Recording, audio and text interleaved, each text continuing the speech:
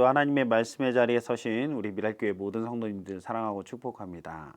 하나님께서 오늘 우리에게 주시는 말씀은 예레미야가 2장 11절에서부터 17절에 있는 말씀입니다. 내 백성의 도성이 망하였다. 아이들과 젖먹이들이 성한 길거리에서 기절하니 나의 눈이 눈물로 상하고 창자가 들끓으며 간이 땅에 쏟아진다. 아이들이 어머니의 품에서 숨져가면서 먹을 것 마실 것을 찾으며 달라고 조르다가 성한 길거리에서 부상당한 사람처럼 쓰러진다. 도성 예루살렘아, 너를 무엇에 견주며 너를 무엇에 맞들여? 도성 시온아, 너를 무엇에 비겨서 위로하랴? 내 상처가 바다처럼 큰데 누가 너를 낫게 할 수 있겠느냐?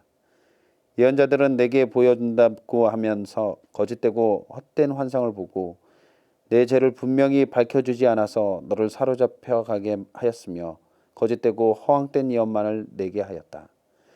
지나가는 모든 나그네들이 너를 보고서 손뼉을 치며 도성 예루살렘을 보고서 머리를 내저으며 빈정거리며 이것이 바로 그들이 더없이 아름다운 성이요 온누리의 기쁨이라 하던 그 성인가 하고 비웃는다. 내 모든 원수들이 이를 갈며 너를 보고서 입을 열어 빈정거린다. 우리가 그를 삼켰다. 이것이 바로 우리들이 기다리던 그날이 아닌가. 우리가 이제 드디어 그것을 보았구나. 주님께서는 뜻하신 것을 이루셨다. 주님께서는 오래전에 선포하신 심판의 말씀을 다 이루셨다. 주님께서 너를 사정없이 부수시고 내 원수가 너를 이기고 즐거워하게 하시며 내 대적이 한껏 뽐내게 하셨다. 예레미야 애가는 예루살렘의 멸망에 대한 슬픔의 노래입니다. 총 5장으로 이루어져 있고 애가는 5편의 슬픔의 노래로 구성되어 있습니다. 애가에서 1에서 4장까지에 대한 내용은 비탄에 대한 노래입니다. 그리고 마지막 5장은 기도로 우리는 볼 수가 있습니다. 얘들 각각은 5개의 독립적인 노래이면서 모두 한 주제를 이야기를 하고 있는데 예루살렘 멸망에 대한 비통함을 나타낸 노래인 것입니다. 이스라엘 백성으로서 예루살렘의 멸망을 보면서 그 처절한 심정을 다루고 5개의 노래를 통해서 영원할 것만 같았던 예루살렘의 그 영광이 하나님의 명령에 불순종하고 교만한 백성들로 인해 완전히 몰락할 수밖에 없었던 그 현실에 대해서 너무나도 참담한 심정을 드러내고 있습니다.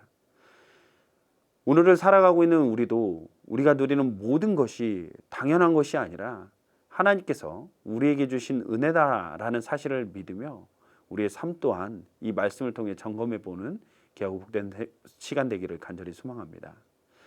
11절에 멸망한 예루살렘의 비참한 현실을 묘사하는 내용을 보면 아이들과 젖먹이들이 성한 길거리에서 버려져서 먹을 것을 찾지 못해 널브러져 있는 모습을 보게 됩니다.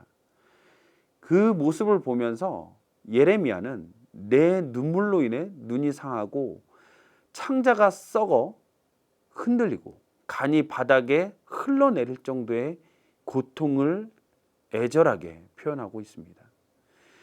우리가 이번 여름 단기 선교로 떠나는 도미니카 공화국의 IT 난민들에게도 비슷한 상황이 있다고 합니다. 계속되는 어려움과 또 부패한 정부 그리고 혼돈과 약탈이 끊이지 않는 그 사회 문제들, 그로 인해서 아이들이 고통 속에서 생명의 위협을 느끼고 있다고 합니다.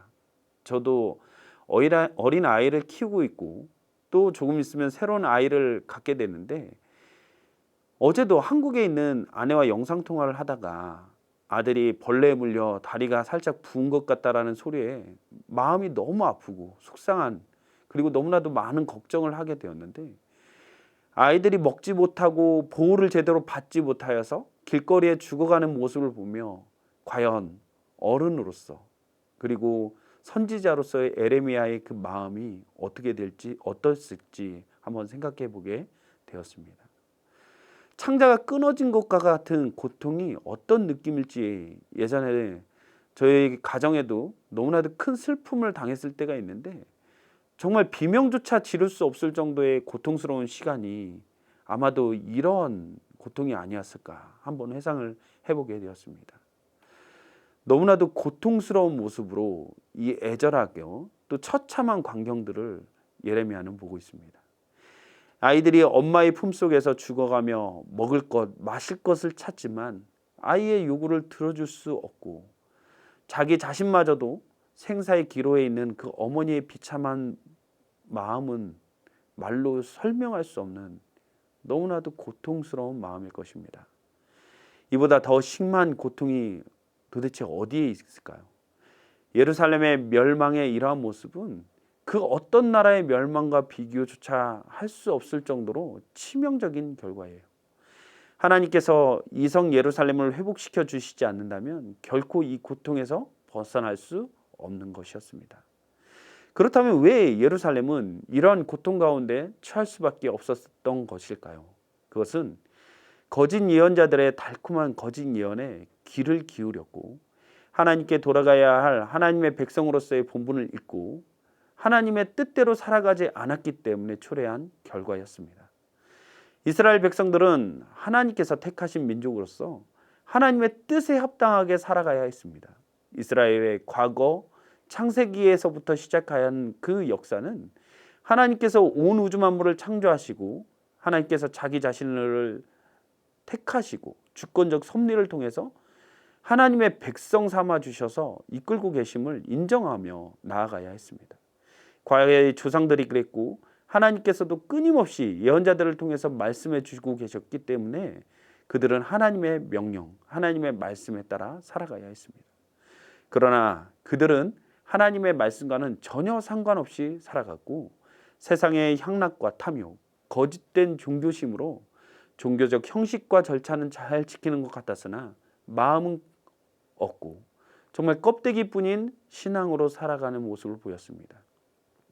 그들은 교만한 마음으로 하나님께서 부르신 그 은혜, 선민이라는 그 놀라운 특권마저도 자신들의 능력으로 자신들이 받을 조건이 되어서 얻은 것처럼 착각하며 감사 없는 삶으로 살아가다가 교만한 자들이 되었고 결국 이 예루살렘의 멸망, 이 엄청난 고통을 초래하게 된 것이죠. 예루살렘의 멸망은 이방인의 조롱이 되었습니다. 세상 사람들은 교회가 흔들릴 때마다 마치 기다리기라도 한 것처럼 비난하고 정죄하며 손가락질을 하게 되어 있습니다. 예루살렘의 멸망은 이 온 이방 나라들의 그 비난거리가 되었고 또 머리를 흔들며 조롱거리가 된 것입니다. 하나님께서 주신 복과 은혜를 자신들의 능력이냐 교만하게 여겼던 예루살렘은 이제 이방의 조롱의 대상이 되었고 멸망당하여 포로로 끌려가게 되는 비참한 현실을 겪게 된 것이죠. 이러한 현실 앞에 예레미야는 애끓는 심정으로 슬픔을 노래하고 있는 것입니다. 세상은 지금도 여전히 교회를 주목하고 있습니다. 교회에 대한 미래의 평가는 부정적인 평가뿐입니다. 우리가 하나님께서 주셨던 은혜와 복을 당연한 것으로 여기고 감사함 없이 살아간다면 예루살렘이 멸망 앞에서 탄식으로 노래하고 애가를 부르는 예레미야의 그 심정을 우리 또한 느끼게 될 것입니다. 우리는 하나님의 말씀이 우리 심장을 때리고 회개를 촉구하는 그런 메시지로 들릴 때 하나님께 무릎 꿇고 겸손히 우리의 삶을 돌이켜 보아야 할 줄로 믿습니다. 우리가 하나님의 백성으로서 죄의 모습으로 서 있다면 분명히 하나님은 엄중히 경고를 하실 것입니다. 우리는 그러한 하나님의 뜻 앞에 민감하게 반응하여 주님께로 겸손히 돌이킬 수 있는 우리 미랄교회 모든 성도님들의 삶이 되시기를 간절히 소망합니다.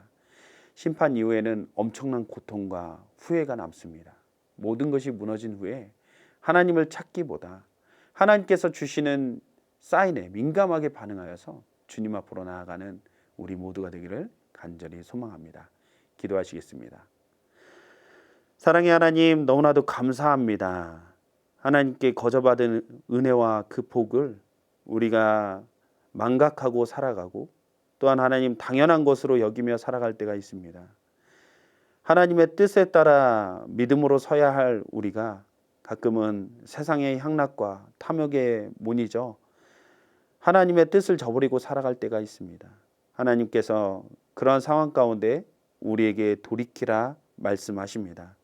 그 말씀에 민감하게 반응하여 오늘 하루도 하나님의 말씀에 비추어 하나님께서 원하시는 삶으로 돌이켜 나아가는 우리 미랄교회 모든 성도님들의 삶이 될 수 있도록 주님 역사하여 주시옵소서. 이 모든 말씀을 우리 주 예수 그리스도의 이름으로 기도했습니다.